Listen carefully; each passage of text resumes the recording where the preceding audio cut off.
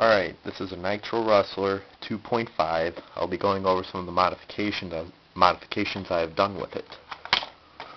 Pretty much a normal 2.5 Rustler, except with the exception of the Anaconda wheels and the RPM suspension arms, the exhaust.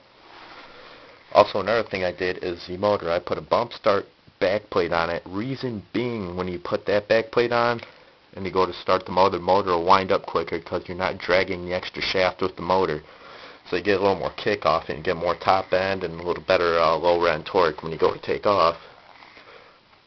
Another thing I did is I mounted the battery pack just behind the front shock tower. Reason being, when you go to take off or you're going around corners, everything, the back end wants to slide out on you.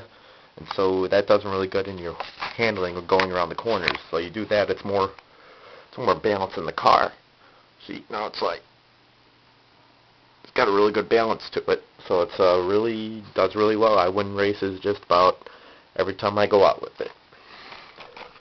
Another thing is this exhaust. I know I mentioned it before, but the exhaust, it's for a .15, a Mach 15. It came off a low-C car, but I noticed with this, it's got a really good low to mid-range torque on it. Not so much at the top end because it's got a little bit more back pressure than normal. So yeah, that hinders it a little bit. And these Anaconda tires, they do alright, but they wear out kind of quickly on it.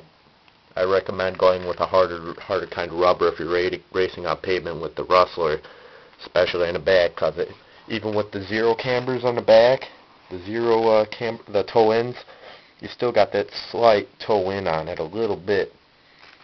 I mean, it helps in corn you have a little toe in, but it's still a little bit too much. Also got carbon fiber shock towers on the back. I had one on the front, but a while back I ran into a curb at like 55 miles an hour with it, and I had to spend like $165 or so to get it back to running condition again. Now this car has been sitting for the past 2 years. I still got to break in the motor. Just before I put it away, I rebuilt the motor on it, put some aftermarket oil in it, and that's about it. So sometime in the near future when the weather gets better out, I will be getting a video of it driving around. So that's it.